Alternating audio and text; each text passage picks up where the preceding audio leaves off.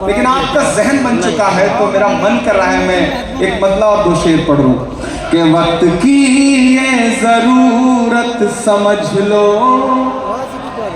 بن پڑھے اب گزارا نہیں ہے۔ تھوڑی دیر شامل ہوئیے، اب تھوڑی دیر میرے حساب سے چلیے آپ کہ وقت کی یہ ضرورت سمجھ لو۔ میں سیاست میں ہوں، میں دیش کی پارلیمنٹ میں ہوں، 4 گھنٹے نعرے لگا کر کے پارلیمنٹ کے اندر تب آیا ہوں، لیکن پھر بھی یہ مصرے پڑھنے کی ہمت کر رہا ہوں۔ شاید کوئی سیاستدان یہ مصرے نہیں پڑھ سکتا، کیونکہ میں اپنی برائی کرتے ہوئے یہ مصرے پڑھ رہا ہوں کہ وقت کی یہ ضرورت سمجھ لو، بن پڑھے اب گزارا نہیں ہے۔ وقت کی یہ ضرورت سمجھ لو، بن پڑھے گزارا نہیں ہے۔ نہ کوئی رہنما نہ حکومت، کوئی بھی اب تمہارا نہیں ہے۔ نہ کوئی رہنما نہ حکومت، کوئی بھی اب تمہارا نہیں ہے۔ میں اگر سچ بول رہا ہوں تو اتنی خاموشی سے مت سنیے، میں پھر سے پڑھتا ہوں، اسے اور بآواز بلند سنے جانے کی ضرورت ہے کہ وقت کی یہ ضرورت سمجھ لو، بن پڑھے اب گزارا نہیں ہے۔ نہ کوئی رہنما نہ حکومت، کوئی بھی اب تمہارا نہیں ہے۔ ابتدا لفظ اقرا سے یارو، جس کے قرآن کی ہو رہی ہو۔ ابتدا لفظ اقرا سے یارو، جس کے قرآن کی ہو رہی ہو۔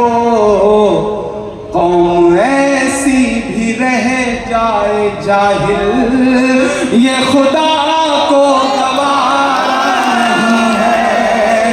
قوم ایسی رہ جائے جاہل، یہ خدا کو گوارا نہیں، یہ خدا کو گوارا نہیں ہے۔ آخری شعر اس کا کہ تم پڑھو اور پڑھ کر لکھو سب، ورنہ تاریخ بدلی ملے گی۔ واہ واہ، ہو رہا ہے کہ نہیں ہو رہا ہے کہ تم پڑھو اور پڑھ کر لکھو سب، ورنہ تاریخ بدلی ملے گی۔ تم پڑھو اور پڑھ کر لکھو سب، ورنہ تاریخ بدلی ملے گی۔